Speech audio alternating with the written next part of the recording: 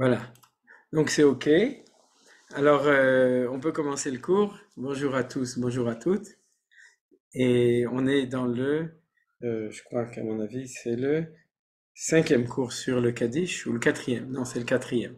Quatrième cours sur le Kaddish, j'espère bien. Mais, et donc, ça va être des quatrième ou cinquième, l'homme en tout cas, c'est le dernier. C'est celui où on va un petit peu conclure tout ce qu'on a vu jusqu'à maintenant.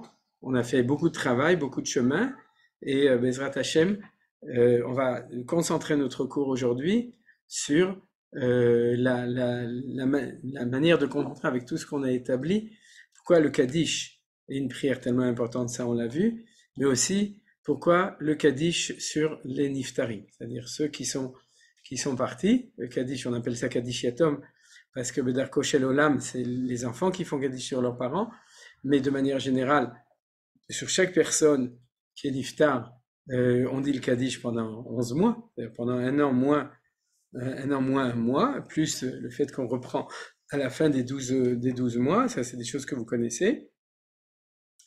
Et pourquoi est-ce qu'on dit le Kaddish sur les morts, sur les gens qui sont niftaim? Alors ça ne va pas être le sujet essentiel, mais c'est un des sujets qu'on va voir aujourd'hui, puisque jusqu'à maintenant, en fait, on ne l'a pas vraiment vu. Et on va aussi étudier, si Dieu veut, de manière beaucoup plus précise, le texte du Kaddish. Et on va voir dans le langage du Kaddish, bien que c'est en araméen, on va pouvoir voir ce qu'on a étudié jusqu'à maintenant. C'est-à-dire que tous les thèmes qui ont été étudiés jusqu'à maintenant se retrouvent de manière précise à l'intérieur des mots du Kaddish. C'est ça l'avantage d'étudier la Torah, c'est que quand on étudie de manière un peu plus approfondie, on voit que du coup, il y a énormément de notions qui prennent une signification précise, alors que jusqu'à là, c'était un petit peu sous les des notions générales, mais c'était pas, on comprenait pas forcément exactement. Alors, j'ouvre le texte comme d'habitude et on va donc tout d'abord dire ce qui est important et très important. La première, c'est que tous les cours du lundi sont toujours dédiés à Ilou Nishmat, Michel et Gérald Sananès. Et cette année, maintenant, on le dédie aussi de manière particulière, tout ce que j'enseigne, à Yosef Avner Ben Eliaou Rachel Duran, le fils de Eli et de Rachel Durand. Hachem Ikom Damo et Zichrono Zecher Kadosh Livracha. Maintenant, on va dire aussi comme d'habitude que notre limoud est le refuat kol hapsuim venifgaim shehem milchamazo, refuat hanefesh urefuat haguf, le pidyon kol hachatufim birtzuat haseh berachamim rabim, לנקמת דמם של כל החלים וכל הצדיקים שנרצחו ונפלו על קדושת השם, לשמירה על חיילינו מכל פגע ומכל נגע ומכל רע, לניצחון צבאנו במלחמה זו, להשמיד את אויבינו, לגרש את אנוכי מארץ קודשנו ולהשיב להתיישב בכל חבלי נחלתנו, כי אתה אדוני הולך עמנו במלחמותינו, ככתוב בתורתך, כי אדוני אלוהיכם ההולך עמכם להילחם לכם מאויביכם, להושיע אתכם ודומר אמן. Donc tout ça c'est pour dire que c'est pour ça qu'on étudie et Bezrat Hashem. On prie pour que Akadosh Baruch Hu protège nos soldats et nous donne le nitzachon, la victoire dans notre guerre qui apparemment non seulement elle n'est pas finie, mais comme quelqu'un l'a envoyé, je ne sais pas si je suis en train de tourner, alors on va arriver à l'endroit qui nous intéresse, mais voilà, on va s'arrêter là. Mais comme quelqu'un l'a dit dans une boutade, mais c'est pas du tout une boutade, c'est très sérieux, ils nous ont fait la guerre à Yom Kippour, ils nous ont fait la guerre à Simchat Torah qui tombe Shabbat, et après ils nous demandent que nous on fasse une trêve pour le Ramadan. C'est-à-dire que pour qu'ils se prennent, et je vais vous dire un grand secret, il faut arrêter de dire que c'est la guerre du 7 octobre et que c'est le Ramadan, c'est la guerre de Simchat Torah, et dans une semaine c'est Rosh Chodesh Adar Bet. Parce que comme vous savez, les Arabes, ils sont selon le cycle lunaire, et le Ramadan commence toujours à Rosh Chodesh, chaque année. L'année dernière, c'était Aleph Nissan. Il y a 2 ans, c'était Aleph Iyar. Et comme ils rétrogradent, ils vont en arrière cette année, c'est Aleph Adarbet. Et comme on sait que le Adarbet, c'est le mois où on fait Purim, et on fait Purim pour être sommaire la Géoula de Hadar avec la Géoula de Nissan. Alors, donc on est très très content que la guerre, elle continue pendant le Ramadan, parce que en fait, ça veut dire que la guerre, elle continue pendant le mois de Adar Bet, où il y a marqué c'est-à-dire que le mois de Hadar en général, et Adar Bet, celui du mois de Purim, a une sgoula spéciale, c'est qu'on a une plus grande bracha dans ce mois-ci quand on est en conflit avec nos ennemis, quand on est en guerre contre eux. Asher Ishletu Yehudim Ema Besonem. On en avait déjà parlé, mais plus spécialement. Donc, Baruch Hashem, que cette année, c'est des simanim tovim. Après, Akadosh Baruch Hu, il nous aide en général plus que ce que nous on croit. Mais on s'attend à quelque chose et il nous aide encore mieux. Mais c'est un siman tov que le Ramadan, leur Yom Edam, il tombe au même temps que Adar Bet. Alors, Bezrat Hashem, on espère de voir des grandes choses dans ce mois à partir de la semaine prochaine, puisque vous savez que Yom Rishon et Sheni, c'est Rosh Chodesh de Adar Bet. Alors, pour revenir à notre étude à nous, pour revenir avec notre étude, ce qu'on avait vu la semaine dernière, je vais reprendre en vitesse ce qu'on a vu la semaine dernière. On avait étudié le texte de Yecheskel, chapitre 36, la Medva, parce qu'on avait vu que c'était la base de l'idée du Kaddish. Pourquoi c'était la base de l'idée du Kaddish? C'est que on avait vu cette phrase ici, Vekidashti, ce passou, pas une phrase, ce passou, Vekidashti et Shemi Agadol Amechulal Bagoim, Asher Chilaltem Betocham, Yadou Agoim ki ani Adonai Neum Adonai Elohim, Beikadeshi Bachem Le'ainem. C'est-à-dire que de dire le Kaddish, je reprends l'idée, hein, je pense que c'est bien pour tout le monde, surtout pour moi, ça me permet de me remettre mes pendules à l'heure. C'est-à-dire, mais je pense que pour vous aussi, dire le Kaddish, comme son nom l'indique, c'est demander de passer d'une phase de Chilul à une phase de Kiddush Chilul Hashem à une phase de Kiddush Hashem. C'est-à-dire qu'il y a un temps qui est un temps de Chilul Hashem, il y a un temps de Kiddush Hashem, et quand on est dans le temps de Chilul Hashem, on fait une prière. J'ai vu une des références, c'est le Aruch ou le Chayadam ou le Aruch HaShulchan, qui dit que le Kaddish, c'est des choses qui sont à vérifier, je ne suis pas allé chercher, il affirme l'un des deux, je crois que c'est le Chayadam, qui dit que le Kaddish a été rédigé au moment où la destruction du premier temple, ce qui est un petit peu logique. C'est-à-dire qu'entre le moment du don de la Torah et le moment de la destruction du premier temple, par Nebuchadnezzar, il y avait Kiddush Hashem Baolam, selon ce qu'on a étudié la semaine dernière, et au moment de la destruction du premier temple, c'était la première fois qu'il y avait Chilul Hashem Baolam, selon ce qu'on est en train d'étudier. Pourquoi? Parce que le Chilul Hashem, c'est lorsque le peuple juif est en exil et en situation de persécution et de malheur. Et c'est quoi le Chilul Hashem? C'est pas la faute des Hébreux, ça c'est l'erreur qui va être souvent utilisée par certains rabbanim ou au contraire par certains goïms, qui disent que si on souffre c'est parce qu'on est fauteur, c'est-à-dire, mais on l'avait très bien vu la semaine dernière, la faute d'un côté, il faut prendre ses responsabilités, c'est-à-dire on pourrait dire le manque de réussite du projet dans ce qui nous est donné à nous, au peuple juif, à réussir. Au niveau collectif et individuel, on prend nos responsabilités, mais c'est pas ça qui fait du Chilul Hashem.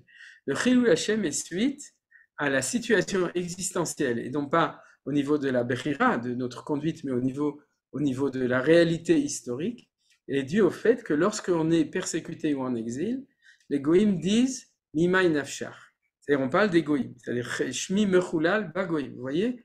Et c'est pour ça qu'il y a marqué ici « Veyadou agoïm »,« Bikachi bachem le'inem », c'est-à-dire que les goïms disent « Si jamais les juifs sont persécutés, alors que les juifs sont le peuple élu par le Dieu, le créateur du monde, le Dieu d'Israël, mais aussi le Dieu du Melech HaOlam, le Dieu du monde, c'est ou bien que Hachem ne les aime plus et il aime quelqu'un d'autre, ou bien que Hachem, il est sans doute en train de dormir et il est plus... en fait, toute l'histoire du judaïsme, ça veut rien dire, c'est faux. C'est-à-dire que les remises en question religieuses et spirituelles sont dues au fait que d'un côté, Dieu dit qu'on est le peuple élu, et d'un autre côté, on est le peuple qui souffront le plus en situation d'exil. Donc, l'exil du peuple juif, la souffrance du peuple juif, la dégradation du peuple juif, c'est ça le Chilul Hashem. C'est-à-dire que c'est pas Chilul Israël, parce qu'on pourrait dire Chilul Israël. Ça prouve qu'Israël sont des nuls, c'est les arguments des antisémites. Un peuple pouillé, un peuple primitif ou un peuple, tout ce que vous voulez, tous les arguments des antisémites. Mais on est ici dans une argumentation spirituelle qui est que c'est Shem Hashem Mechulal lorsqu'on est là-bas. Alors, dans les cours d'avant, on avait parlé de notion du nom de Hashem, on va le voir, etc. Mais là, on est dans une explication spirituelle, historique, religieuse, claire. Et donc, du coup, Akadosh Baruch Hu dit, il y a une seule solution pour arrêter le Chilul Hashem, c'est pas de faire que les Juifs à Paris ou à New York vont se promener en costume à la bourse, d'accord, et vont être ou bien à l'université, à Princeton ou MIT, c'est quand le peuple juif va revenir en Eretz Israël. Et à ce moment-là, quand il va revenir en Eretz Israël, avec tout le programme du retour, qu'on va tout de suite revoir pour le reprendre, à ce moment-là, le Chilul Hashem va s'arrêter et le Kiddush Hashem va commencer de plus en plus. Et c'est ça le sujet du Kaddish. Le sujet du Kaddish, c'est qu'on demande à Kadosh Baruch Hu, chez Shimcha Yitkadesh Baolam, que ton nom soit sanctifié dans le monde. Et pour cela, il y a un processus, une solution sur laquelle on prie, qui est tout ça. Alors regardez, on va voir tout ça. Premièrement, rassemblement des exilés. Je reprends ce qu'on avait vu la semaine dernière.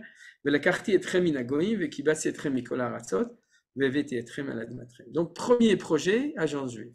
Et chaque fois qu'il y a un olé qui monte, c'est-à-dire, à ce moment-là, on ne dit pas oh là là, ouais, mais on dit Baruch Hashem, il y a encore une étincelle de Kiddush Hashem, puisque le rassemblement, le Kibbutz Galuyot est en train de se faire.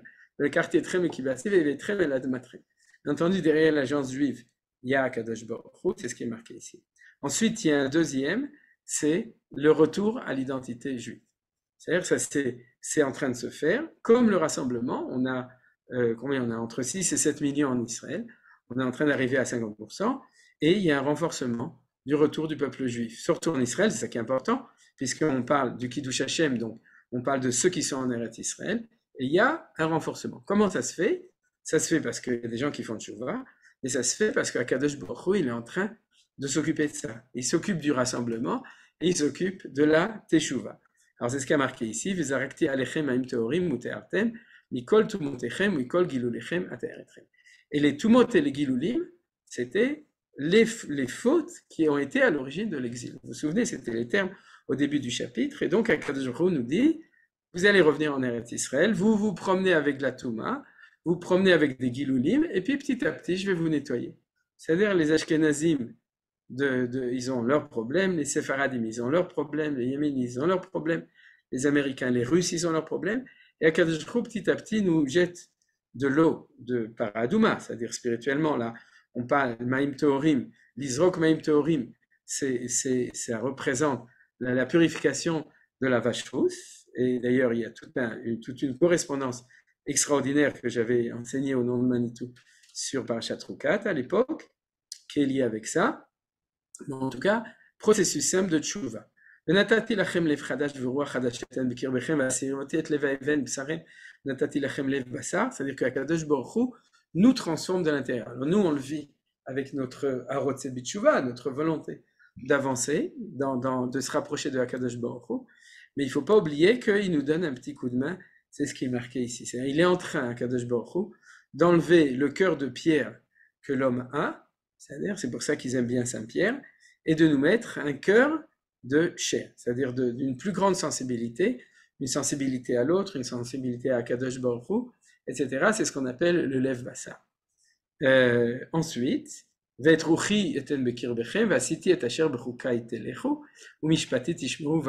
donc, ça, ces trois versets-là, c'est ce que fait Akadosh Baruch Hu pour nous faire tchouva. Ensuite, on a vu donc deux choses dans le plan. Ensuite, Vishaftem ba'aretz asher natati avotchem veitem li le'am v'nechi yelachem elokim. C'est la suite de ça. Vous êtes en Israël, vous êtes revenus et vous faites tchouva, renouvellement de l'alliance. C'est-à-dire qu'on se retrouve. La Shrina, la présence de la Shrina, le dialogue avec Akadosh Baruch Hu, oui, les chansons de Ishaï Ribo qui parlent avec Dieu directement, et toutes ces choses-là, c'est le renouveau du dialogue avec Akadosh Baruch Hu. Ensuite, Voshati etrem, c'est la suite, Mikol tumotechem vekarati, non, vekarati el adagan verbeti oto velo eten alechem ra'av, c'est-à-dire que contrairement à la période depuis la destruction du temple où le peuple juif a souffert, économiquement, prospérité économique. Et là aussi, Verbete et Periaet, Utnuvat Asadeh, le Manachal Tikru Otcherpat, Rahav Bagoim, vous êtes plus des gens qui allaient, en bon français, crever de faim quand vous étiez exilés parmi les nations, mais au contraire, il y aura prospérité, bénédiction de la récolte des arbres et des champs, c'est-à-dire Etz, c'est les fruits des arbres, Sadeh, c'est la récolte des champs, etc. Tout ça, c'était le signe dont on parlait, mais Siman le goulet de la Géoula. Ensuite, Uzchartem et Achechem Araim, Malachem Asher Tovim, Nekotem Ifnechem, donc c'est de nouveau sur la Tchouva. Donc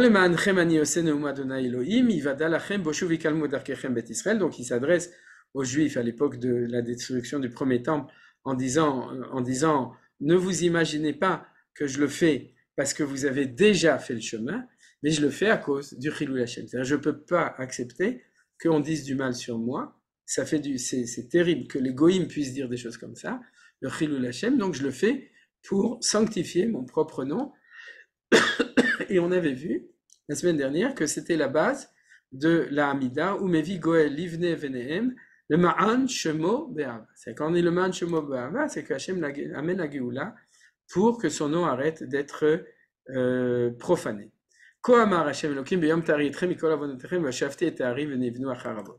Donc, il y a rassemblement des exilés, prospérité économique, teshuva et reconstruction du pays d'Israël, c'est-à-dire que les villes détruites vont être reconstruites.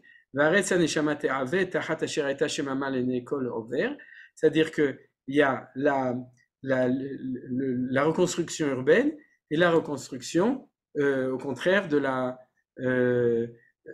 campagne, je ne sais pas comment dire, c'est-à-dire les champs, les forêts, la chevra, la ganateteva, etc. Tout ça, c'est le pasuk 34. C'est-à-dire, c'est-à-dire que les villes étaient détruites et la campagne, c'est-à-dire ce qui est en dehors de ville, était shemama, était désolée, c'est-à-dire, et Akadosh Baruch Hu reconstruit.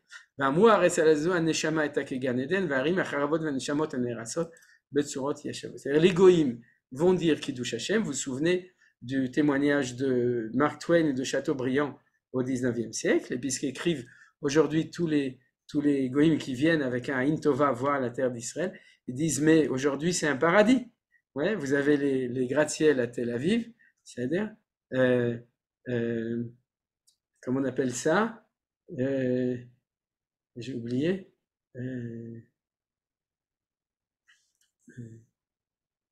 Bon, c'est pas grave, mais en tout cas, vous avez la belle ville de Yerushalayim partout, c'est-à-dire et dans les campagnes, en dehors, ils disent mais le pays d'Israël c'est un Gan Eden, c'est un paradis. Donc ça, c'est ce que disent les goïms quand ils voient que le pays est reconstruit. Et je vous avais déjà dit, quel bracha on fait quand on voit les gratte-ciel à Tel Aviv? On dit Boré, miné, maison haute.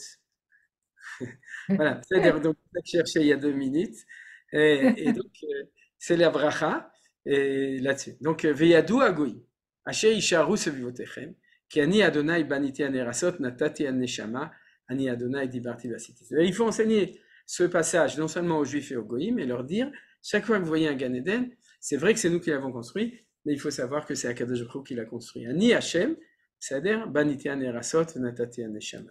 J'ai construit les ruines et j'ai planté la terre désolée, c'est-à-dire, et voilà. Koama Adonai Elohim, Odzot edrosh levet Israël asot, lahem arbeotam ketzod adam, et ça c'est le point en plus, c'est-à-dire retour en Israël, reconstruction du pays, teshuva, prospérité et multiplication de la population. C'est-à-dire, comme vous le savez, le seul pays au monde où la population juive augmente, c'est en Eretz Israël, et comment qu'elle augmente. Et le seul pays qui vit à l'occidental où il y a une augmentation de la population, et pas à cause de l'immigration musulmane, mais par multiplication naturelle, c'est le pays d'Israël. C'est Eretz Israël, c'est le seul pays du monde où chaque année, il y a de plus en plus de gens. Donc cette bracha qui est marquée dans la Torah, alors, elle nous dit Yecheskel, elle va se réaliser, elle se réalise aujourd'hui. Arbe otam katzon adam, katzon kodoshim, katzon Yerushalayim b'moadea, ken tiene yarim mecharavot, c'est-à-dire que non seulement on reconstruit des villes, mais le Nadlan augmente trop vite. Ouais, vous savez, les maisons, l'immobilier il est trop cher, Et vous savez, il y a 150 ans, c'était gratuit. Pourquoi aujourd'hui c'est trop cher? Parce que la population augmente plus vite que ce qu'on a le temps de construire. Et c'est vrai que peut-être qu'on devrait le faire mieux, mais en tout cas, c'est la réalité. Et donc, c'est pour ça que c'est comme ça. C'est la bracha qui est marquée ici. Alors, tout ça, c'est le Yidgadal Vitkadash Meraba, où on demande le Kiddush Hashem, qui est en train de se réaliser et sur lequel on a prié pendant 2000 ans. Pendant 2000 ans, on disait, s'il te plaît, Akadosh Baruch Hu, Yidgadel Vitkadash Shemeraba, on a fait Kaddish pour ça. Vous avez compris?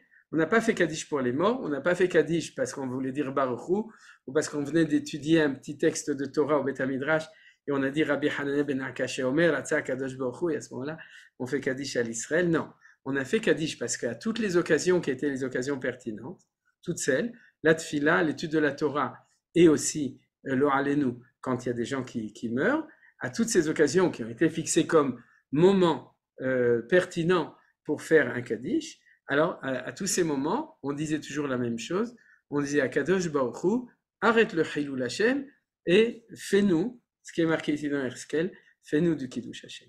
Ça, c'est ce qu'on a vu jusqu'à la semaine dernière. Et maintenant, on va continuer parce qu'on a aussi le chapitre 38. Et on va voir que dans le chapitre 38, Herskel va continuer à nous expliquer ce que c'est le Kaddish avec un nouveau programme. Parce que tout ce qu'on a vu maintenant, c'est ce qu'on connaît, c'est le sionisme religieux, c'est-à-dire Torah, Israël, Am Israël, Eret Israël. C'est ça qu'on a vu. Alors il va y avoir encore quelque chose d'autre, Vaï, on va pas lire beaucoup de psuki, Vaï de Varadonai, et là il est mort, donc Akadosh Baruch Hu s'adresse à Yecheskiel, au chapitre 38, il lui dit comme ça, Ben Adam, Sim Panecha, El Gog, Eretz Amagog, Nessi, Rosh Mesher Tuval, Vinabe Alam. Et là j'ai mis 3 petits points, parce qu'en fait vous avez entre le verset 2 et le verset 22, vous avez tout le texte de l'histoire de la guerre de Gog et Magog. Donc, si vous voulez l'étudier, il n'y a pas de problème, vous ouvrez le Tanakh, vous l'étudiez. Mais comme à l'intérieur de nous, c'est le projet de cette guerre et que dans ces versets-là, Akadosh Baruch Hu ne parle pas du Kaddish, donc je les ai sautés, mais vous pouvez vous compléter si vous êtes intéressé. Maintenant, a priori, aucun rapport. D'accord? Quand tous les rabbinim nous parlent la guerre de Gog et Magog, etc., ces nouvelles eschatologiques, est-ce qu'ils parlent d'un rapport avec le Kaddish? Pas forcément. Mais on va voir tout de suite que oui, en effet. C'est-à-dire que tout ce qu'on a déjà vu dans le programme de chapitre 36, c'est le programme sioniste religieux. Et le chapitre 38, il nous monte à un nouvel échelon, c'est l'échelon, on pourrait dire, de Geoula Shlema, c'est-à-dire la Geoula complète, quand il y aura la fin de la guerre de Gog et Magog. Je vous rappelle quelque chose qui est très important, parce que tout le monde en parle tout le temps, et en ce moment encore plus, est-ce que maintenant c'est le moment de la guerre de Gog ou Magog, etc. Est-ce que oui, est-ce que non, etc. Beaucoup de rabbinim parlent de ça. Et il faut savoir 2 choses. La première, pour reconnaître la guerre de Gog ou Magog, et j'avais fait un shiur il y a quelques années à Oshan Araba sur Gog et Magog. Je crois que Rav Uri Shakil a fait un shiur plus ou moins qui donne les mêmes thèmes. Mais en tout cas, vous pouvez le retrouver. Je sais qu'il est dans l'internet, dans YouTube, si vous cherchez. Mais en tout cas, 2 points. Premièrement, la guerre de Gog ou Magog se fait après le retour en Eretz Israël. C'est marqué dans tous les textes, vous verrez, c'est le Pshat. C'est-à-dire que la Shoah, c'est pas Gog ou Magog. L'Inquisition, ça pouvait pas être Gog ou Magog, etc. Il n'y a qu'à partir de 48 qu'il peut y avoir Gog ou Magog. Et la deuxième chose, c'est que Gog ou Magog, c'est quand toutes les nations du monde vont et là je vous donne le résumé du cours que j'avais fait, et la source la plus claire que j'ai, c'est le commentaire du Malbim sur ce chapitre 38, donc pour ceux qui ont accès au Malbim, le Malbim c'est un parshan d'il y a 100 ans environ, Rabbi Meir Levush Malbim, et vous êtes invité à le lire, c'est un des plus grands commentateurs du Tanakh en général, mais sur le Nach, on n'a pas pas tellement de grands commentateurs, et donc dans son commentaire il nous dit, c'est très simple. Il va y avoir une coalition de droite, une coalition de gauche. La coalition de droite, c'est celle de Esav. La coalition de gauche, non, celle de droite, c'est celle de Ishmaël et des pays non alignés du tiers-monde. La coalition de gauche, c'est celle de Esav, donc du monde occidental, et avec les pays qui vont aller avec eux. Et ils vont décider de se faire la guerre, de venir en fait sur Israël, et pour faire la guerre à Israël. C'est-à-dire qu'ils vont faire une coalition entre de Ishmaël et de Esav, le monde oriental et occidental, mais qui inclut tout le monde. Pourquoi? Parce que Gog et Magog, regardez, ça fait 70. Gog, ça fait 12. 3 et 6 c'est 3.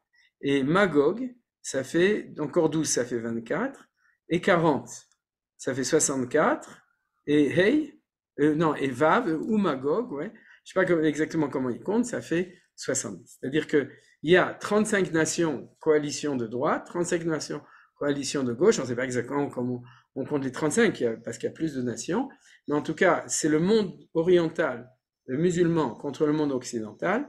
Le chef, c'est marqué dans le texte, hein, vous regardez dans le texte, le chef, dans ce texte de Ézéchiel, celui qui dirige la coalition des musulmans, c'est Paras. Vous le verrez, c'est marqué clairement, c'est l'Iran. C'est-à-dire, celle c'est la coalition de gauche, c'est Mesher Vetouval et Gog et Magog, donc mais on sait que ça va avec les pays occidentaux, et ils vont faire une coalition pour se battre contre nous, et en fin de compte, quand ils vont arriver ici, ils vont se battre l'un contre l'autre. Et quand ils vont se battre l'un contre l'autre, ils vont s'entretuer, et nous, on aura très peur, mais il ne va rien nous arriver. C'est-à-dire que, pourquoi je vous dis ça? Parce qu'il y a plein de rabbins qui font très peur aux Juifs en leur disant, quand il va y avoir la guerre de Gog et Magog, et j'entends chaque fois, 4/5 des gens vont mourir, 90%, je sais pas, il va y avoir une guerre atomique et ils vont tous... Non, c'est faux. Tous les Juifs qui sont en Eretz Israël, ils vont être protégés. Ceux qui vont s'entretuer entre eux, c'est ces deux coalitions, parce qu'ils vont se faire la guerre. Et à la fin de ça, il y aura le passage clair au temps de Geoula Shlema, c'est-à-dire le Mashiach ben David, la tchouva générale du monde entier. À un moment ou à un autre, bien entendu, le temple, s'il n'est pas encore reconstruit jusqu'à là, il sera reconstruit, peut-être qu'il sera déjà reconstruit avant. Bien entendu, à la fin aussi, la tchouva complète du monde entier, c'est-à-dire le monde entier va reconnaître un Kadosh Baruch Hu, va reconnaître, on passera à la civilisation qu'on a vue dans l'étude du Rotamil Chama, que on pourrait dire la civilisation centrale de l'universel, ça va être celle de Ham Israël, du peuple d'Israël, avec le représentant de la Torah, et en fin de compte aussi Triata Metim, résurrection des morts, qui arrivera à ce moment-là, fin du Yetzer Hara, il n'y aura plus d'instinct du mal, le monde entier sera en bonne santé et voudra faire le bien et tout. Alors, ce qui va faire basculer de manière claire, c'est la guerre de Gog et Magog, c'est ce que les sages nous enseignent.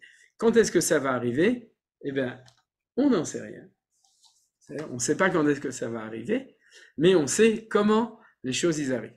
Est-ce qu'on est proche de ça? Ça fait un peu peur, mais a priori, on n'est pas tellement loin. Parce que vous voyez, il y a deux grands conflits en ce moment, et les deux conflits sont sur le même axe, c'est-à-dire l'axe, si vous voulez, des nations qui sont du côté du mal, qui sont la Russie, la Chine, la Corée du Nord, l'Iran, tous les pays qui vont avec eux, et puis il y a l'autre. Seulement, est-ce que l'autre, c'est les bons?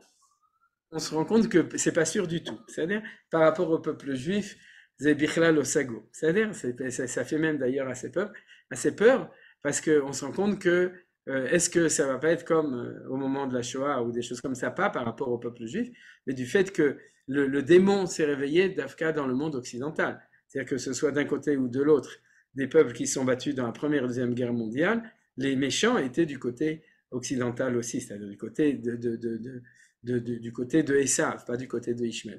Donc, en fait, tout ça, on ne sait pas exactement comment les choses vont se passer, mais ce qui est sûr, c'est qu'on a une mise en place actuellement, et peut-être que tout ça, ça va se dégonfler, peut-être que c'est le moment qui est arrivé, ça, on n'en sait rien, mais en tout cas, on a beaucoup de données qui ressemblent. En tout cas, ce qui est important, c'est qu'une fois qu'il y aura le dénouement de ça, on va passer à quelque chose de beaucoup plus avancé au niveau de la Géoula. Vous êtes d'accord avec moi? C'est-à-dire qu'on pourrait dire de manière de grosso modo, Mashiach ben Yosef, c'est le projet de Yecheskel Amedvav. Mashiach ben David, alors vous pouvez vous souvenir, Yosef Hatzadik. Et l'Amedvav, ça veut dire 36, c'est les 36, l'Amedvav Tzadikim. Donc c'est comme ça qu'on peut se souvenir. Par contre, 38, ça fait l'Amedret, je ne sais pas ce que c'est, mais au niveau du Remes. Mais en tout cas, dans le 38, c'est le deuxième projet de Kaddish, c'est le projet Kaddish Geoula Shlema. Vous comprenez? C'est encore un moment où le Kiddush Hashem et la fin du Chilul Hashem va monter encore d'un cran. J'ai lu un tout petit livre qui était distribué gratuit au Machon, qui disait quelque chose de très juste.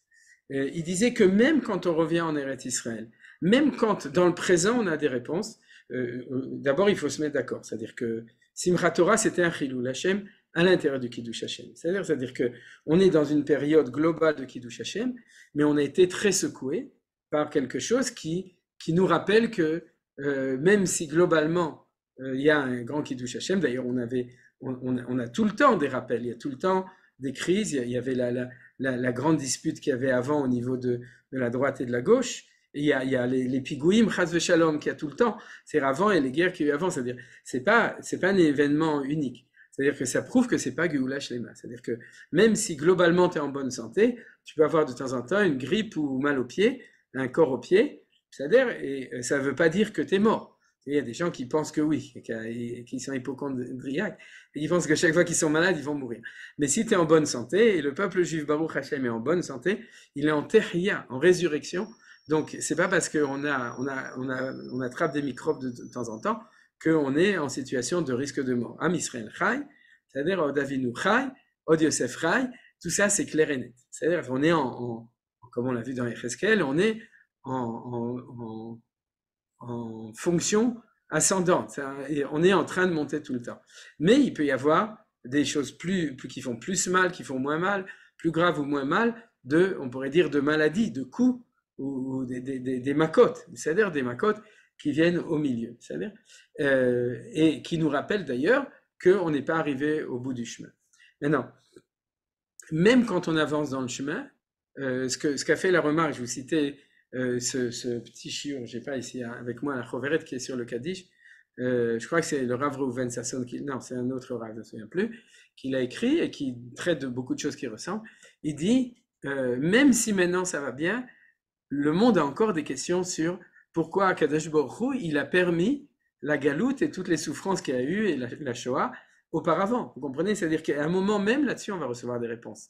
Mais tant qu'on ne reçoit pas, il y a encore un Chilul Hashem dans le Kiddush Hashem. Vous comprenez? C'est-à-dire un manque de Kiddush Hashem gamour, complet. Il y a encore, on dit ok, maintenant ça va, mais pourquoi avant ça allait pas? C'est la question que Moshe Rabbeinu d'ailleurs demande à Akadosh Baruch Hu quand il se présente devant lui au Mont Sinaï. Il lui dit, ok, maintenant tu dis qu'il va y avoir la Géoula, mais jusqu'à maintenant, pourquoi tu as permis tout ce qui s'est passé? Donc, en fin de compte, il y a tout un processus au niveau spirituel qui accompagne la Géoula et le Kiddush Hashem, d'apparition de plus en plus fort du Kiddush Hashem, et de disparition de manière encore plus flagrante du Chilul Hashem qui a eu lieu avant. Alors, on comprend très bien pourquoi Gog ou Magog est une station, est un stade essentiel dedans. Alors, venez, on passe donc au verset Kavbet pour voir. Nous dit maintenant, c'est la fin de la guerre de Gog ou Magog, c'est le dernier pasouk. Venishpateti ito, c'est avec Gog. Bedever uvedam, vegeshem shotev veavnel gabish esh vegofri. Tout ça, ça fait assez atomique comme dénouement militaire, c'est-à-dire amtir alav alagafa alamim rabim asherito. C'est-à-dire que c'est Akadosh Baruch Hu à la fin qui va faire un gros coup, c'est-à-dire pour terminer cette guerre de Gog et Magog. Et à ce moment-là, dernier pasouk, vit gadalti, vit kadashti, venodati, lenegoim rabim, viadou ki ani Adonai. Et ça, c'est le pasouk de référence du Kaddish.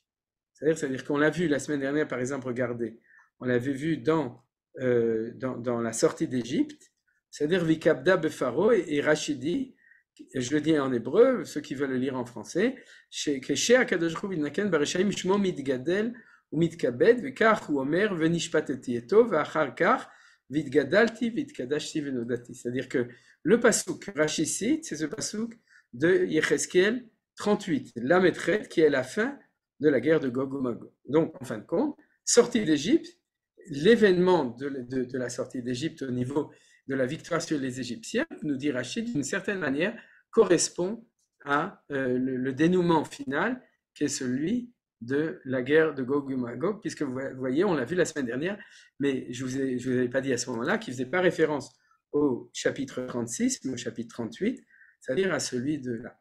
Et donc, ce qu'on comprend, c'est qu'on est encore en prière de Kaddish. C'est-à-dire qu'on est en prière de Kaddish, parce qu'on est en remerciement du Kiddush Hashem qui a déjà été fait, et on demande de continuer à ce que ce soit fait. Or, je voudrais vous faire une remarque qui est tout à fait personnelle, c'est que je me suis demandé, est-ce que dans la manière dont Hashem parle dans le chapitre 36 ou 38, il y a une différence? Et il y a une différence. Quelle est la différence? C'est que le mot Vidgadalti n'apparaît pas dans le chapitre 36. Par contre, la notion de Kiddush Hashem apparaît tout le temps. On l'a vu dans les psukim, Venigdashti le'ne'amim rabim, etc. Et il y a un endroit, il est marqué Shmi Agadol, mon grand nom. C'est-à-dire que mon nom est Gadol, et c'est ce qu'on a déjà vu, c'est que le nom de Dieu doit être Gadol. Et c'est quoi être Gadol? On a vu, c'est qu'il soit entier. C'est-à-dire que non seulement le Yud et le Hey, mais aussi le Vav et le Hey. Mais Akadosh Baruch Hu nous dit que ce sera qu'après la guerre de Gog et Magog qu'il y aura non seulement Kiddush Hashem, mais aussi l'agrandissement absolu du nom de Akadosh Baruch Hu. En ce moment, on est en temps de Hid Gadlut, où ça grandit, il y a de plus en plus de Kiddush Hashem. Mais quand est-ce qu'on verra Shemo Agadol, c'est-à-dire son nom entier, c'est dans un stade auquel on n'est pas encore arrivé, qui est à la fin de la guerre de Gog et Magog, donc du chapitre 38. Alors, vous voyez que malgré tout, ce verset ressemble au verset où on avait vu avant, mais là, on voit quelque chose de beaucoup plus clair, c'est-à-dire non seulement ils vont commencer à comprendre, à Simon Matri Laredet, c'est-à-dire la vérité c'est que ce qui se passe aujourd'hui négativement, l'antisionisme, c'est qu'ils voient très bien, mais ils voient tellement que c'est insupportable pour eux, donc ils font tout pour l'empêcher, que ce soit militairement au niveau des Arabes, ou que ce soit politiquement au niveau des chrétiens, ou de l'Occident, pour ceux qui sont comme ça, mais en tout cas c'est bien parce qu'ils le voient qu'ils ne supportent pas. C'est-à-dire l'antisionisme, c'est un antisémitisme du Kiddush Hashem, c'est-à-dire la réaction, comment empêcher ce Kiddush Hashem qui se fait, et il voit, et Hashem nous dit qu'à la fin, Nodati lenegoim rabim veyadou ki ani Hashem. C'est-à-dire, il faut se souvenir que la notion de Yedia, c'est-à-dire, ou de Nodati, c'est une notion extrêmement forte. C'est-à-dire, c'est ce que Dieu a promis quand on est sorti d'Égypte. Vidatem ki ani Hashem. Nous, on l'a su quand on est sorti d'Égypte, au début de Vaïra, et dans la Geoula Shlema future, le monde entier connaîtra Dieu. La Yedia, c'est la connaissance réelle, à l'intérieur du phénomène d'histoire, de la présence de Akadosh Baruch Hu dans le monde, Veyadou ki ani Hashem. Et c'est là-dessus compris, c'est-à-dire de la révélation complète, Shlema, Geoula Shlema, c'est Shem Hashem Shalem, que le monde entier reconnaît. C'est-à-dire, c'est clair? Oui? Il n'y a pas de problème? Oui? Tout est clair. Yofi, Baruch Hashem.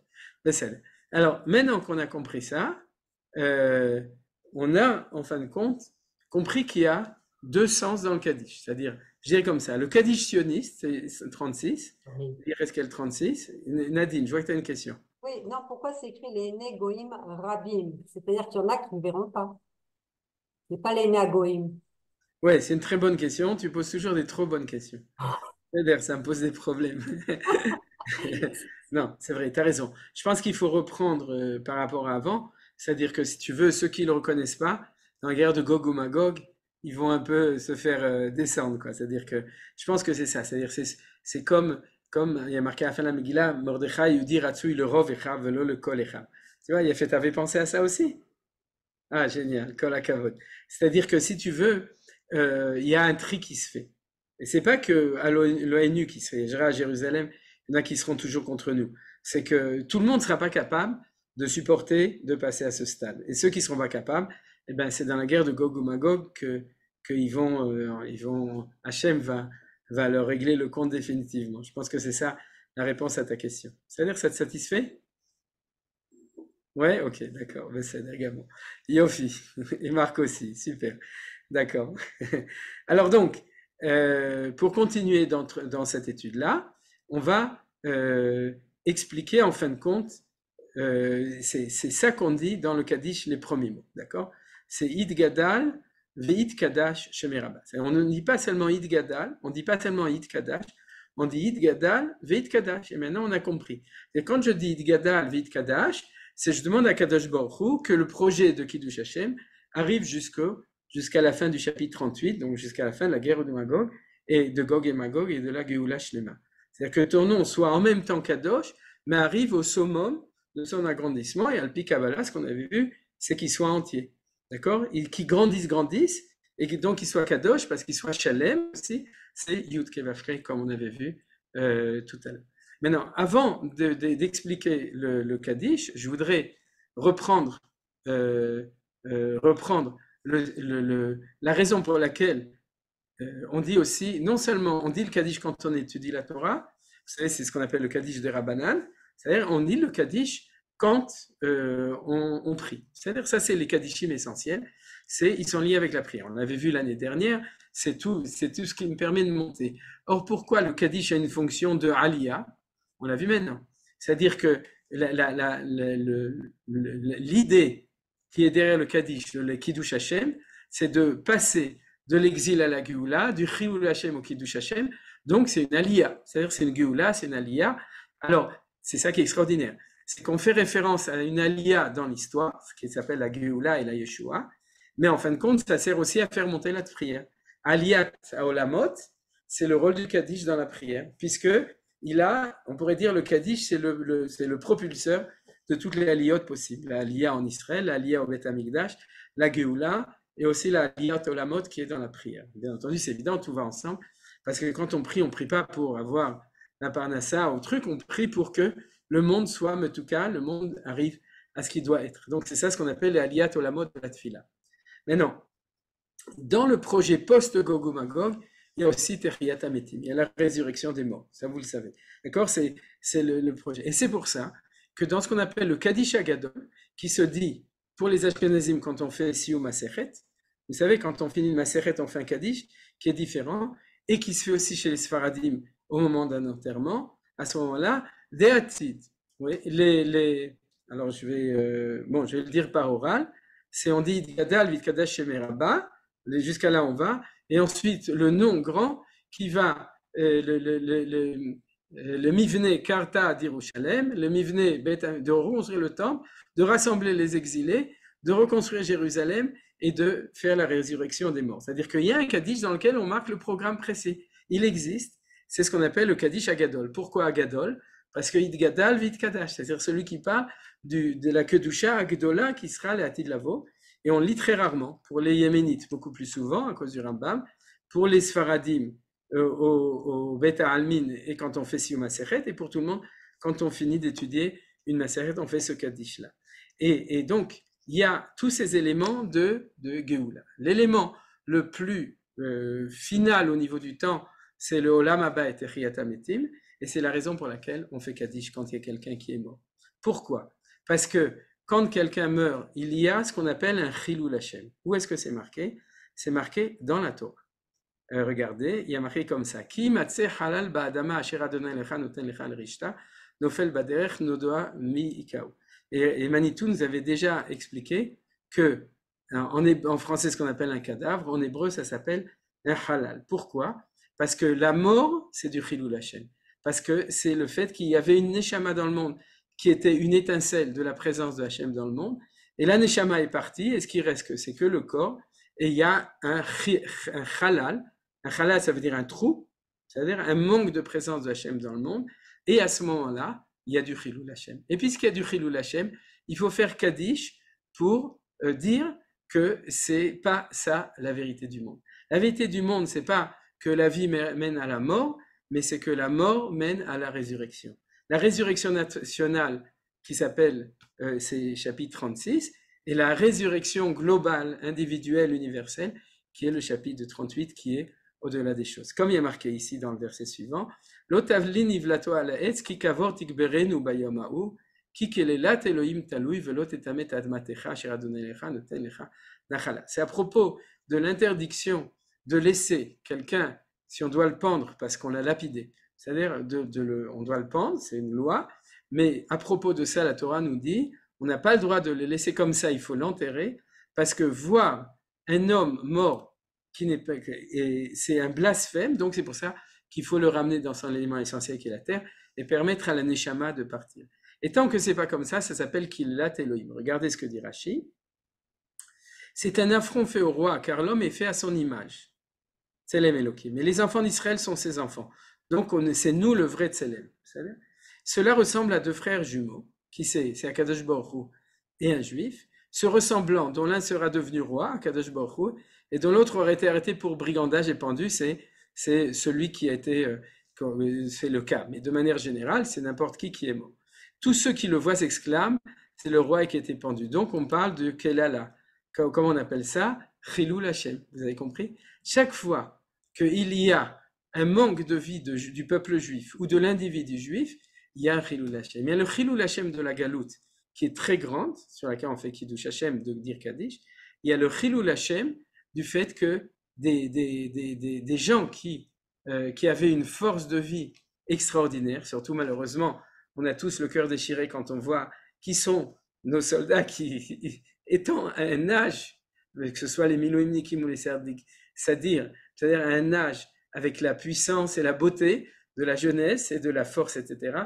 Et quand ils s'en vont, c'est le plus grand Chilul Hashem, parce que c'est les Halalim qui matzeh Halal Ba'adama, c'est le plus grand manque de présence de Kadosh Baruch Hu dans le monde, parce que plus tu es tzaddik, plus Yatsa Tzadik Minaïr, plus le manque de lumière est grand et fait mal et nous amène en souffrance.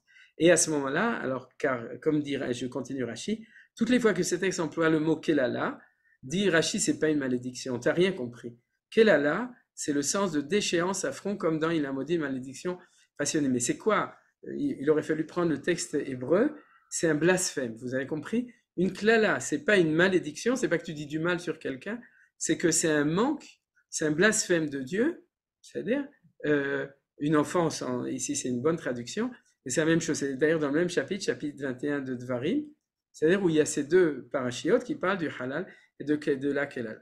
Donc, pour ça explique pourquoi, lorsqu'on dit le Kaddish, non pas le Kaddish à l'Israël, parce qu'on a étudié la Torah ou quand on a prié, mais quand on dit le Kaddish sur quelqu'un, c'est-à-dire, et d'ailleurs c'est intégré, les gens qui le disent, ils le disent à ce moment-là, ils intègrent le sens de leur malheur personnel à la vision générale. C'est-à-dire, de même que le peuple d'Am Israël, il va revenir au Kiddush Hashem par le fait qu'on va faire une résurrection nationale jusqu'à la fin de Gog ou Magog, de même qu'après Gog ou Magog, il y aura aussi la résurrection des morts, de même, on sait que la mort n'est pas un absurde, il fait partie d'un processus qui fait mal. La mort, c'est comme l'exil, c'est la même chose.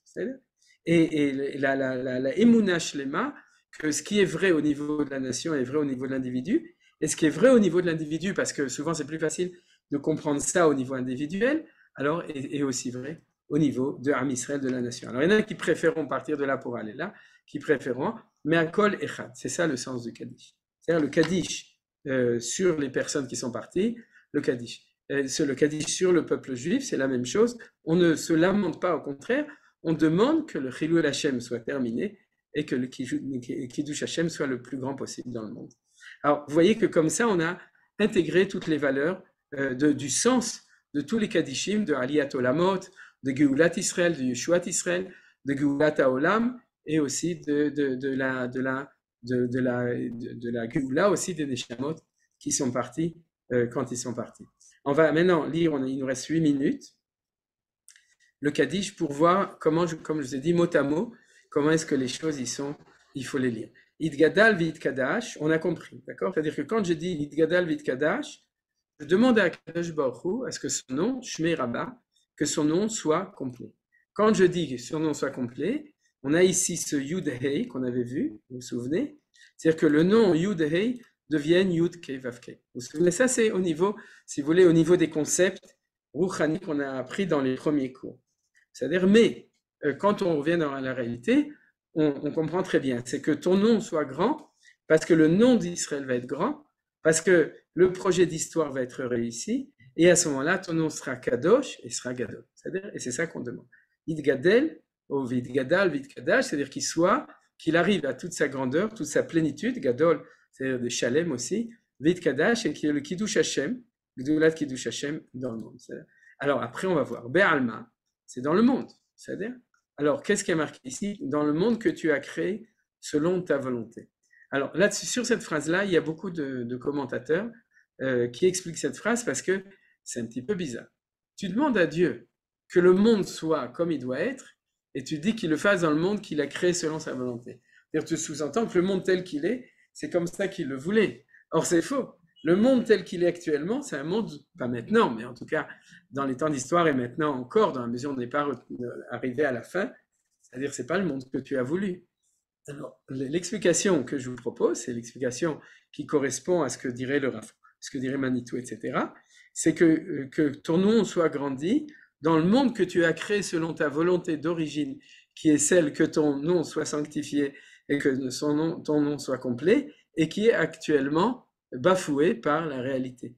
C'est-à-dire que le monde soit tel que tu l'as voulu. Vous comprenez? C'est-à-dire, Be'alma, d'Ivera, quand tu l'as créé, il y avait une marchava de la création, une pensée de la création, que le monde soit selon ta volonté.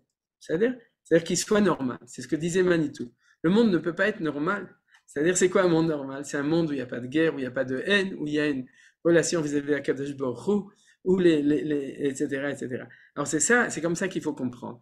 Que le monde, que ton nom soit complet, et à ce moment-là, que le monde soit normal. C'est ça, Be'alma dit Vera Chibte. Quand tu l'as créé, tu savais jusqu'où tu voulais arriver. Et bien, Bezrat Hashem, que c'est des choses qui se révèlent. C'est ça l'explication que je vous propose.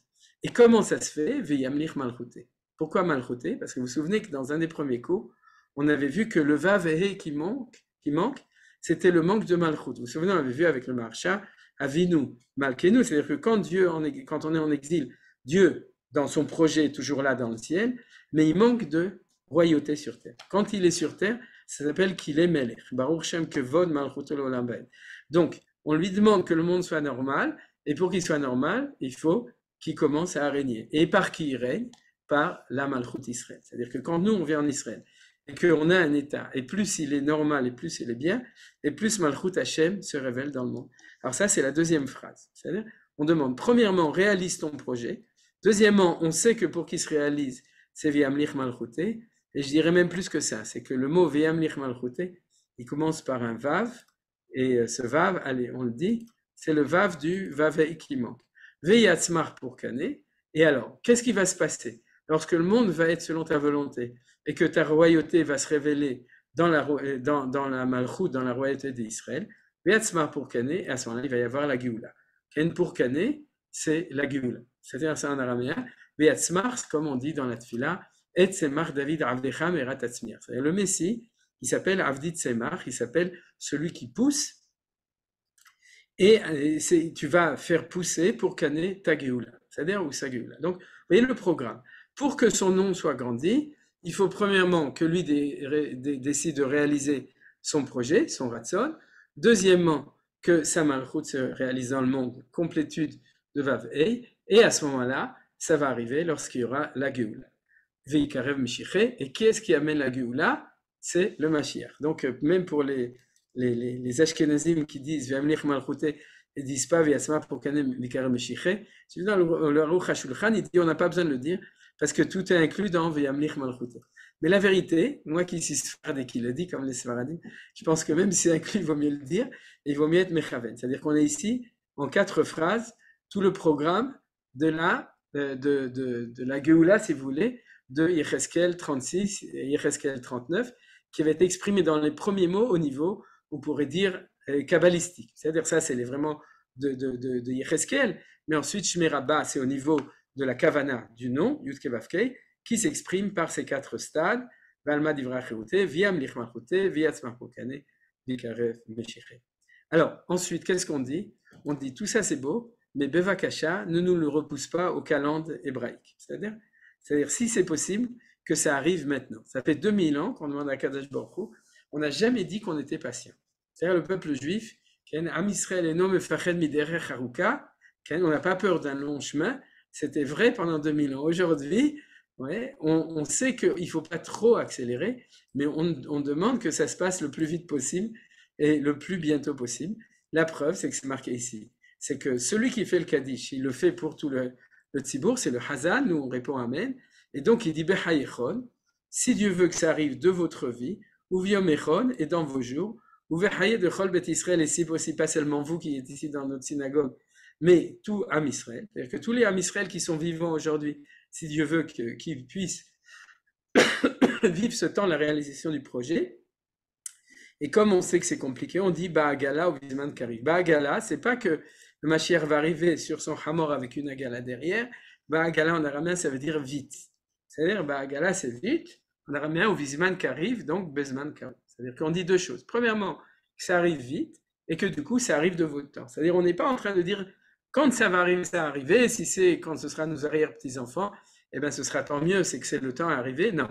Dieu, il sait qu'il faut attendre quand il faut attendre. Il sait les temps d'évolution. Mais nous, personnellement, on a le droit de demander que ça arrive aujourd'hui ou demain. C'est-à-dire, c'est légitime, c'est marqué dans le Kaddish. On connaît le programme, on sait que ça prend du temps, mais on dit à Kadosh Baruch Hu, si tu peux nous faire un Hishena, c'est-à-dire nous accélérer un petit peu le processus pour qu'on soit tous là, la malo. Et du coup, qu'est-ce qu'ils répondent les gens? Veimru, Amen. Les gens, ils disent Amen, oui, c'est vrai. Amen, nous la Geoula. Et donc, qu'est-ce qu'on répond? On répond ce qu'on a dit au début. C'est-à-dire que ce qui a été dit, Yidgadal Vidkadash Shemerabak, le Chazan nous dit, le Ben Ishraï dit, en fait, la première phrase et cette phrase vont ensemble. La kavana, c'est que le nom soit grandi, et on dit Amen, et on le dit. Ye'ei Shmeraba, que son nom soit Mevorach, le Olam ou l'Olme Almaya, c'est-à-dire qu'il soit grandi. Et c'est quoi le Olam ou l'Olme Almaya qui amène le projet jusqu'au bout, jusqu'à Gog ou Magog et le post-Gog ou Magog. C'est-à-dire tous les stades ultimes de Triatametim, de Hayo Olam Abba, de Geulat Olam, de la Geoula universelle, etc. C'est ça qu'on dit dans le Olam ou l'Olme Almaya.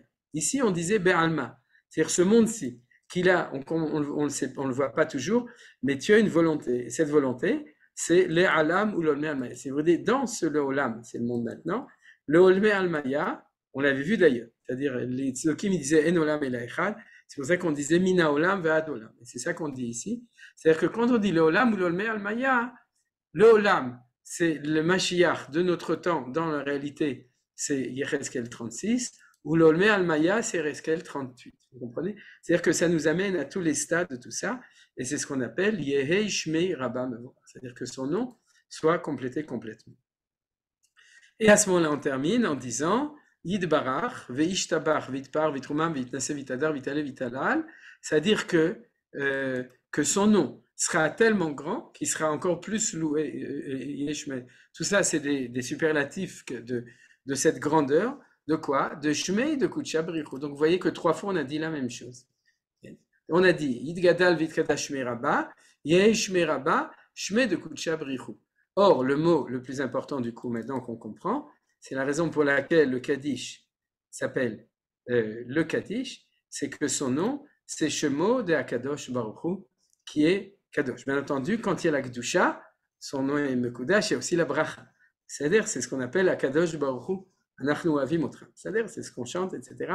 C'est ce qui est marqué ici. Mais dans le Kaddish, vous voyez qu'il y a un rationnel très clair. Ça commence par Idgadal Vit Kadash, ça termine par Shemé de Kucha Brichu, et ici on dit aussi qu'il doit y avoir la Bracha, Yeshme Rabba, mais tout tourne autour du nom de Akadosh Baruch Hu. C'est-à-dire que ce nom de Akadosh Baruch Hu, c'est le Kiddush Hashem Baolam, c'est la fin du Chilul Hashem, comme on l'a dit, etc. Et tout ça.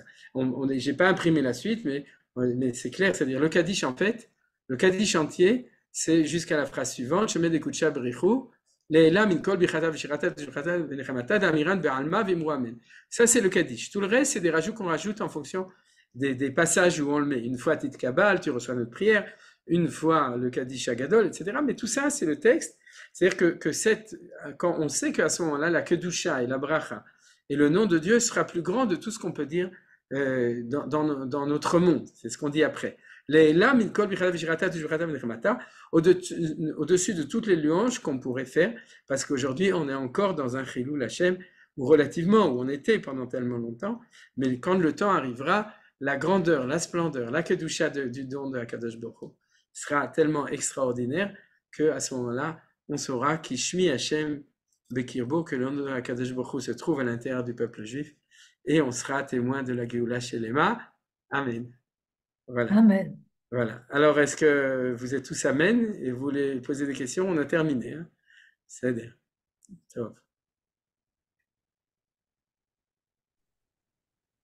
Il n'y a pas de question, une petite plaisanterie pas très respectueuse.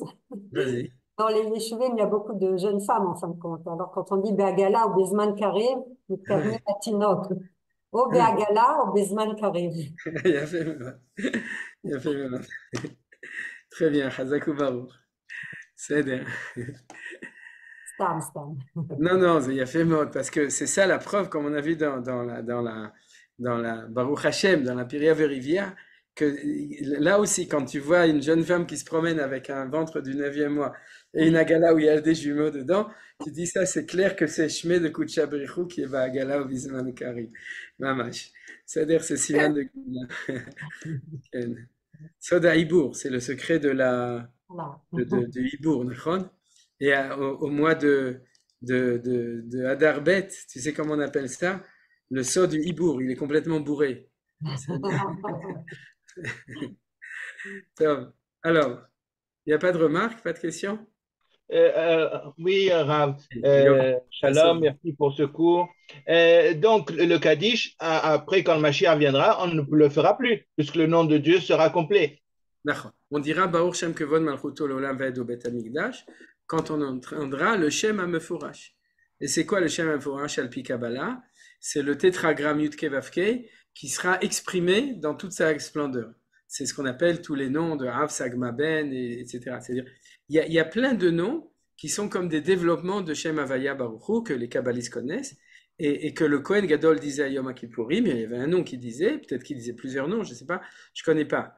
C'est-à-dire, je ne connais pas les détails de ça, ni les sources exactes, mais si vous voulez, Chol makom asher azkeret shmei avolecha uverachticha, au Bet Hamikdash, le nom, non seulement a été vu, entendu et connu. C'est-à-dire que le Kohen Gadol, quand il faisait Birkat Kohanim, tous les jours, il le disait avec le Shem HaMefourash, tous les jours, pas seulement à Yom Kippour.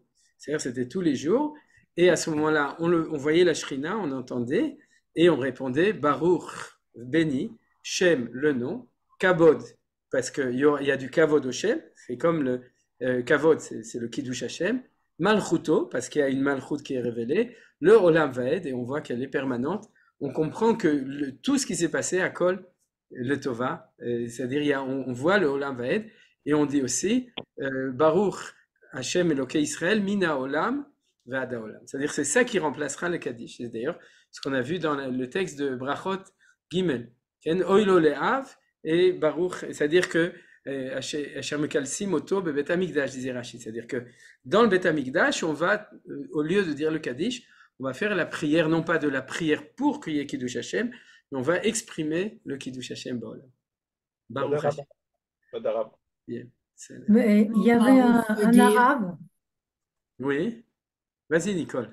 il y avait un arabe qui disait de toute façon, tenez-vous bien parce que toutes nos femmes sont enceintes, donc nous allons avoir beaucoup d'enfants et nous allons nous dépasser. Ouais. Je l'ai entendu cet après-midi. Un arabe qui a dit ça. Ouais. Oui, sur la mer palestinienne, ça aussi. Yasser Arafat, lui, il avait beaucoup d'enfants, mais ils sont un peu disséminés dans le monde parce que lui n'était pas très marié. Mais il parlait tout le temps de la mer palestinienne. C'est vrai, des Ragav, que c'est un des thèmes généraux de l'islam. C'est-à-dire, en France, ils réussissent bien. C'est-à-dire, dans le monde occidental, de manière générale, par la prolification, c'est un des moyens. Baruch Hashem, en Eretz Israël, ça ne marche pas. C'est-à-dire qu'il n'y a que les prophètes de mauvais augure qui disent que la démographie musulmane est plus grande que la démographie juive. Et ça, depuis une dizaine d'années, c'est faux. C'est-à-dire que la démographie juive a dépassé la démographie. Eux, ils descendent regardez dans la Lishka Merkazit le Statistica ou dans tous les livres qui parlent de la démographie musulmane dans le monde. Par exemple, en Iran, ils sont passés de 8 à 2. Je parle de 2 enfants par famille. Et en Eretz Israël, ils sont passés aussi de 8 à 9 à 3, etc. Et nous, on est un tout petit peu au-dessus d'eux. Et Bezrat Hashem, comme on est en fonction ascendante, il y a de plus en plus d'enfants dans les familles en Israël, juives. Il y a de moins en moins chez les familles musulmanes, Chasdei Hashem, donc il a raison pour nous, Bezrat Hashem. La femme israélienne, c'est Va'agala ou Vous Oui. pourrez m'analyser le mot barour, s'il vous plaît? Le mot Baruch, dans ce sens-là. Expliquez-moi ce mot. Oui. C'est qu'il y a un paradoxe, c'est-à-dire la Kedushat Hashem, le Kiddush Hashem, c'est la présence révélée. A priori, une présence révélée de Dieu, elle fait peur, c'est-à-dire qu'elle crée un éloignement. Et la bracha, c'est que en fait, la présence est source de bénédiction. Quand tu as quelqu'un d'important, a priori, tu dis, c'est difficile d'être à côté de lui, d'accord? Parce que Tient il toute a la place. oui, il prend toute la place, même s'il ne la prend pas. Il représente un modèle idéal auquel on ne peut pas y arriver, donc on s'éloigne. Or, c'est un petit peu la difficulté. Quand Akadosh Baruch Hu est là en tant que Kedusha, donc Kiddush Hashem, eh bien, on nous dit qu'il sera source, au contraire, de bracha pour le monde, pour nous, pour le peuple juif, etc. C'est ça la notion de Akadosh Baruch Hu. C'est le yichud entre une présence d'une très grande grandeur et en même temps d'une source de bénédiction dans le monde. C'est ce qu'on est en train de voir. C'est-à-dire, non Est-ce que seulement c'est pas, Israël est en on ne doit pas bracha, mais s'éloigner? On ne doit pas s'éloigner un peu de ça? de quoi? De la Kedusha ou de la bracha? Oui, de la bracha, de ce barour, c'est qui est Non, énorme. non, au contraire. La Kedusha fait peur. La Kedusha, c'est lié avec la Yirat Shamayim, c'est-à-dire la crainte. Et la bracha, c'est lié avec la Havat Hashem. Et en fait, au contraire, la bracha, c'est la proximité positive de Akadosh Baruch Hu. Quand il est là, il y a de la pluie, il y a de la bénédiction, etc. Et quand on dit Akadosh Baruch Hu, c'est-à-dire qu'on dit qu'il n'y a pas de contradiction entre la grandeur de Hachem qui va descendre sur terre et la bracha. Exemple, au moment du Mahamad Har Sinaï, les enfants d'Israël, ils ont dit à Moshe, Daber ata venishma'a, on ne peut pas supporter. Qu'est-ce qu'ils n'ont pas supporté? La kedusha. C'est-à-dire, ils voulaient bien le chat, mais juste sa queue. Ils ne voulaient pas avoir la queue du chat. Et donc, ouais, vous savez, il y a deux. Non, il y en a un. Dans les 10 commandements, c'est le Shamor Vezachor. Mais en tout cas, ils ont senti la kedusha et ils n'ont pas supporté. Et la promesse, la Atid Lavo, c'est que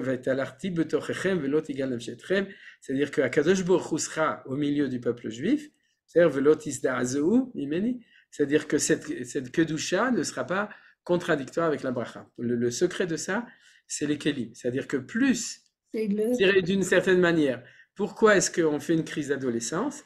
Parce que le jour où on se rend compte que nous aussi, nous sommes importants, alors on ne veut plus avoir cette omniprésence de parents qui sont plus grands que nous, qui nous empêche de sentir qu'on est aussi grand. Et puis quand on est adulte, on a construit des kélim, c'est-à-dire de notre propre être, et à ce moment-là, on n'a plus de problème pour être lié avec la grandeur de nos parents. On est capable, d'ailleurs, on voit que des adultes disent, mon père, ma mère, c'est des gens qui étaient grands, qui étaient, etc. Et c'est plus du conflictuel, c'est-à-dire qu'il y a la capacité d'avoir la proximité, l'amour et en même temps la conscience de la grandeur de celui qui est plus grand que toi. Ça, c'est la notion du yichud. Yached levavenu, la hava ou l'irat shemecha. C'est-à-dire la capacité d'avoir en même temps hava et ira. Et nos sages disent que ça vient avec irat aromemut. C'est-à-dire quand tu as la irat trait, tu as peur que Akadosh Baruch Hu, il va te donner une claque chaque fois que tu fais une bêtise, tu ne peux pas être dans la hava. C'est-à-dire le jour où tu te rends compte que c'est irat aromemut, c'est-à-dire que c'est Akadosh Baruch Hu qui est tellement grand, qui est tellement extraordinaire et que tu l'admires dans sa grandeur, alors il n'y a plus de contradiction entre ira et hava. Et c'est ça la notion aussi du yichud, quand on appelle Akadosh Baruch Hu Anachnu Avim. D'accord? Et c'est dans le Kaddish. C'est-à-dire, on le retrouve dans le Kaddish, cette notion de Kedusha. Tout le temps, on dit toujours barour, on dit toujours ça. Ouais, mais on dit aussi Dans Kadosh. toutes les prières, ça, au Et la début, à la Kadosh. fin. Okay. C'est-à-dire les deux choses. Ok. Et moi, j'aurais voulu demander, c'est toujours pas clair le Baruch Shem Kvod Malchuto. Ouais. Cette histoire de Kvod Malchuto, c'est difficile. Alors je réfléchis. La Malchut, elle existe tout le temps. C'est-à-dire Dieu est toujours le roi du monde, parce que sinon le monde n'existerait pas. D'accord? C'est-à-dire, Malchut, c'est diriger. D'accord? Le roi, c'est celui qui dirige. Mais pendant 2000 ans d'exil, il dirigeait de loin et caché. Et donc, du coup, personne ne respecte Dieu. Les gens respectaient Marx, Jésus, Freud ou Biden, c'est-à-dire, ou George Bush, c'est-à-dire George, Gog. C'est-à-dire les images de respect, ou le roi du pays, et chaque roi, il y a une notion toujours de Malchut et de Kavod Malchut, c'est-à-dire, et il n'y avait pas le Kavod Malchut Hashem, parce que la Malchut Hashem ne réussissait pas à s'exprimer dans la réalité de l'histoire ici sur terre, et ça ne peut arriver que quand le peuple juif est capable de le faire, quand on le reprend. Et à ce moment-là, alors on sait qu'il y aura et en même temps la bracha, et en même temps la malchut, puisque les choses, c'est exactement ça, la bracha, c'est que les choses, ils descendent sur terre, et à ce moment-là, la malchut Hashem sera mechubedet, tout le monde la reconnaîtra et la respectera. Est-ce qu'en ce moment, Malchut Hashem du Dieu d'Israël est respectée, Vadaï Shelo. Ni par les musulmans, ni par les chrétiens, ni par les athées. C'est-à-dire, et pas non plus par tous les juifs. C'est-à-dire, donc, il y a encore du travail pour que cette Malchut qui se révèle soit de plus en plus mechoubédée. Ceci dit, les goïms ont du kavod pour Médinat Israël. Même si ils veulent nous éliminer, ils ont un kavod, ils savent que c'est mechoubad, d'accord, qu'on est, on est Malchut mechoubédée. Et ça fait partie de Baruch Shem Kevod Malchuto Leolam Vaed. J'espère que j'ai bien répondu et expliqué. Et c'est pas bracha et c'est kavod, c'est une autre notion. C'est Oui, pas bien bracha. sûr. Nachon, c'est d'autres notions. La bracha, c'est le shefa. C'est que Mais là, on parle pas de bracha dans cette Baruch Shem. Si, on dit Baruch au début, Baruch. Ah, le Baruch. Ouais. Désolé. Mais on pourrait dire d'une certaine manière, le kavod, c'est le vox populi, c'est l'expression du respect qui est donné par l'homme à Kadosh Baruch Hu, d'accord? La malchut, c'est l'essence même de la manière dont Dieu dirige son monde. La bracha, c'est ce qu'il fait quand il est melech. C'est-à-dire, il n'est pas là pour prendre l'argent de tout le monde pour son palais à Versailles, et il est là pour amener la bracha dans le monde. Ça, c'est le Baruch. C'est-à-dire, et le Shem, c'est le fait que, justement, la malchut de Hashem, c'est Yudke Vavkei, c'est pas une autre malchut Hashem. Tov, alors, Hashem, la semaine prochaine, on parle de Purim. Merci beaucoup. Et on parle d'Amalek, hein, je vous l'ai dit, on Merci beaucoup. va s'occuper de nos Salamalek. Est-ce qu'il y a un autre cours après toi? Je crois, mais je me souviens plus par cœur. Comme Johan, Merci je beaucoup. ne sais pas s'il peut parler, il faut regarder dans les Les Oui, il y programmes. a un cours. Il y a un cours. Cette année, on ne parlera pas d'Oznaman, on parlera d'Ozne Sinoir. Ah, il a fait le... J'ai vu ma fille qui a marqué ça. Ouais, il a fait... Alors, j'ai fait aussi un chidouche. C'est que Sinoir ou sonner or. Ah, C'est-à-dire parfait. combat ou Il s'appelle marcher sonner. d'accord. Non, mais il est dans les tunnels, là. Il y a Ah pas ben la en lumière. plus lui, c'est Akadosh Baruch Hu Oui, il a écrit sur des toute la ténèbres. Ouais, nachon. On Ok, peut dire Bezrat Hashem. sin.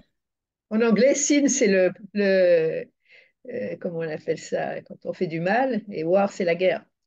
יפה Sin, מאוד. war. יפה מאוד. זה גם מסתדר באנגלית, הכל השפות. Ce qui est dommage, c'est qu'on s'en est pas rendu compte plus tôt. טוב, יאללה. Alors, בעזרת השם, que la semaine prochaine, on verra que באמת יהיה הרבה אור, et que הקדוש ברוך הוא יחשיך את החושך, כי mettra beaucoup de beauté sur les Amen, recherches. amen. טוב, ישועה et אור גדול sur Et les merci beaucoup. ושמחה רבה, תודה רבה. כל טוב, להתראות, שלום.